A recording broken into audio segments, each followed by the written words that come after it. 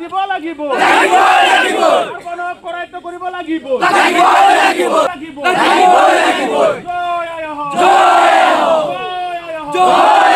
জিলা নেমছো আৰু আমাৰ বৰগুলিক আঞ্চলিক নেমছো বৰগুলি আঞ্চলিক কামছো আমাৰ সচেতন মহলে সঁচা কথা আমাৰ বৰগুলিৰ পৰা ড্ৰাগছ মুক্ত কৰাৰ দাবীৰে আজি আমি এই প্ৰতিবাদ সাব্যস্ত কৰিছো। আজি এজন ইয়াত ড্ৰাগছ পিডলাৰ আছে, ড্ৰাগছ বিক্ৰী কৰে, তেখেতে সৰু সৰু স্কুলীয়া ছাত্ৰ ছাত্ৰীসকলক ড্ৰাগছ বিক্ৰী কৰি পেলাই আপোনাৰ একেবাৰে জীৱন নাইকিয়া কৰি দিছে। আমি কেইবাবাৰ ৰাইজৰ দ্বাৰাই সংগঠনৰ দ্বাৰাই পুলিচ প্ৰশাসনৰ দ্বাৰাই আমি তেখেতক ৱাৰ্ণিং দিছোঁ, কৰায়ত্ব কৰাইছিলোঁ, তথাপিও তেখেতে কাৰ ছত্ৰ ছায়াত আজি এই ড্ৰাগছৰ বেহা চলাই আছে, কিন্তু আমি একো কথা নাজানো।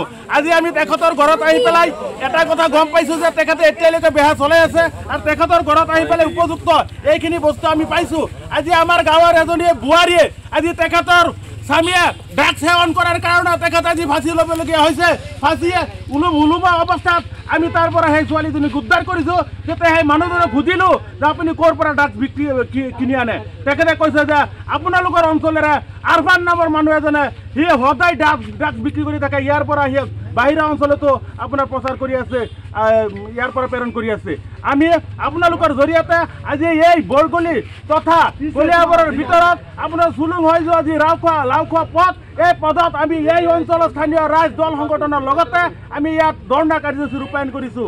আজি আমাৰ কাৰ্যসূচীৰ জৰিয়তে আমি এটা কথা আপোনালোক সকীয়াই দিব বিচাৰিছোঁ, লগতে আমাৰ অসম চৰকাৰ তথা অসমৰ আৰক্ষী বিভাগসকলক আমি অনুৰোধ কৰিছোঁ। আজি আমি কলিয়াবৰ চুলুং আৰক্ষী চকীৰ ভাৰপ্ৰাপ্ত বিধায়কক আমি অনুৰোধ কৰিছোঁ, আজি যি আৰফানক যাতে অতি শীঘ্ৰে কৰায়ত্ব কৰি পেলাই সি কোনোদিন যাতে জেলৰ পৰা ওলাই আহিব নোৱাৰে, আমাৰ সমাজখন ধ্বংস কৰিব নোৱাৰে, তাৰ কাৰণে আমি বিনম্ৰভাৱে অনুৰোধ জনাইছোঁ। লগতে আজি আমাৰ ল'ৰাবিলাকে সংগঠনৰ ল'ৰাবিলাকে আহি তাক সোধে যে আপুনি বোলে ড্ৰাগছ বিক্ৰী কৰে, সি ঘৰৰ পৰা দা লৈ ওলাই আহিছে, ল'ৰাক মাৰপিট কৰিব পাৰে, প্ৰাণে মাৰাৰ বাবুকি প্ৰদান কৰিছে।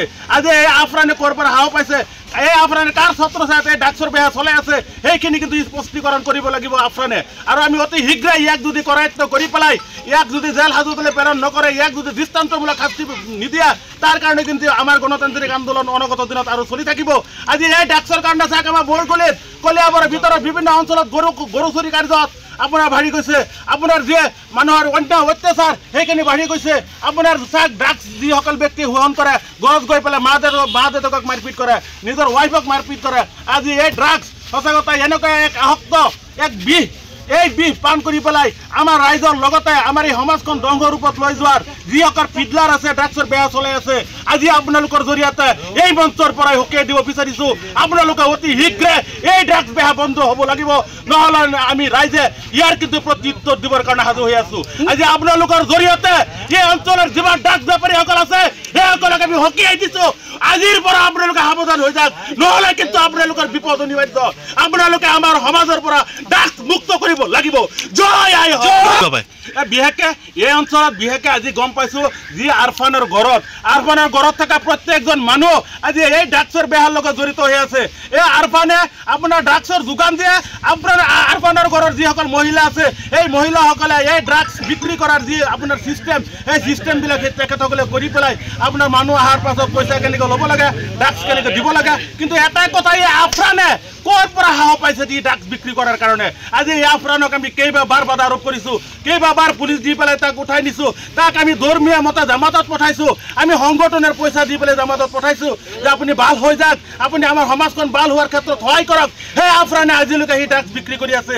এই সাহস আফৰানে ক'ৰ পৰা পাইছে সেইখিনি কিন্তু আমাৰ আৰক্ষী বিভাগক আমি অনুৰোধ কৰিম অতি শীঘ্ৰে এই ইনকুৱাৰীৰ জৰিয়তে ই ক'ৰ পৰা ড্ৰাগছ আনে, ই ক'ত ড্ৰাগছ পায়, কাৰ লগত তাৰ ভিতৰেলি আছে, কাৰ যোগেদি সি ড্ৰাগছৰ বেহা চলাই আছে, সেইখিনি কিন্তু ওলাই দৃষ্টান্তমূলক শাস্তি প্ৰদান কৰিবৰ কাৰণে আমি বিনম্ৰভাৱে অনুৰোধ জনাইছোঁ। আজি আমি পথ অৱৰোধ কাৰ্যসূচী হৈছে বৰগুলি বজাৰখন পাৰ হৈ কিনে আপোনাৰ যি লাওখোৱা ৰোড আফৰানৰ গড়ৰ সন্মুখত যি আমাৰ PWD মাথাউৰি, এই ND মাথাউৰিৰ ওপৰত আমি আজি ইয়াত ধৰ্ণা কাৰ্যসূচী ৰূপায়ণ কৰিছোঁ।